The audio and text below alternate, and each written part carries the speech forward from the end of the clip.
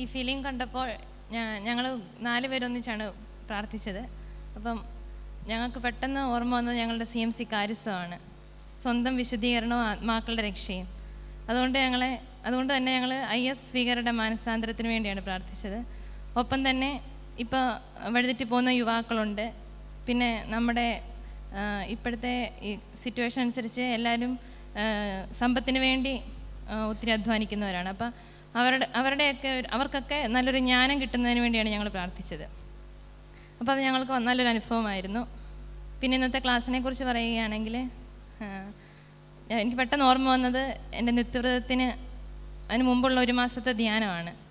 അപ്പോൾ അന്ന് പരിശുദ്ധാത്മാവിനെ കൊണ്ട് നിറയാൻ വേണ്ടി പ്രാർത്ഥിക്കണമെന്ന് ഞങ്ങളെ ധ്യാനിപ്പിച്ച് അച്ഛൻ പറഞ്ഞു.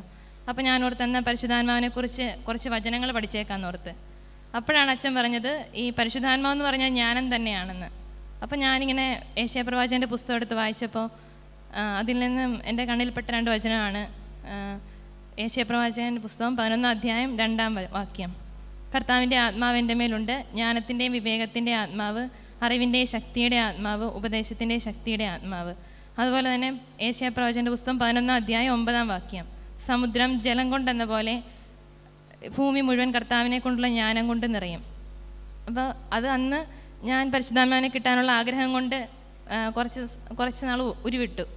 പക്ഷേ എനിക്ക് അത് ഇന്ന് ബ്രദർ ക്ലാസ് എടുത്തപ്പോൾ ആ 2 വചനം തന്നെ എടുത്ത് വ്യാഖ്യാനിച്ചപ്പോഴാണ് അന്നേ ഞാൻ ഒന്നും അറിയാതെ ഉരുവിട്ടതാണല്ലോ, ഇന്നാണ് അതിൻ്റെ ആഴവും അർത്ഥവും എനിക്ക് കൂടുതൽ മനസ്സിലാക്കാൻ സാധിച്ചത്. അപ്പോൾ എനിക്ക് ഒത്തിരി സന്തോഷം തോന്നി നാളുകൾക്ക് മുമ്പ് അത് ഉരുവിടാൻ സാധിച്ചത്.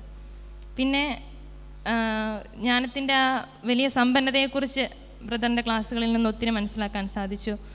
അത് പെട്ടെന്ന് എന്നെ ഏറ്റവും സ്പർശിച്ചൊരു വേടെന്ന് പറഞ്ഞാൽ സന്യാസിയായ നമ്മെ സംബന്ധിച്ചിടത്തോളം ദാരിദ്ര്യവ്രതം നമ്മൾ ചെയ്തിട്ടുള്ളവരാണ്. അപ്പോൾ ഈ സമ്പത്തും മറ്റ് സ്ഥാനമാനങ്ങളും അവയിൽ നിന്നെല്ലാം ഉപരിയായിട്ട് ജ്ഞാനം എന്ന് പറഞ്ഞാൽ ഈശോ തന്നെയാണ്. അപ്പം ജ്ഞാനത്തെ കൊണ്ട് ജ്ഞാനത്തിന് നമ്മുടെ ഹൃദയത്തിൽ ഏറ്റവും കൂടുതൽ സ്ഥാനം കൊടുക്കാൻ എന്നൊരു ബോധ്യം കിട്ടി.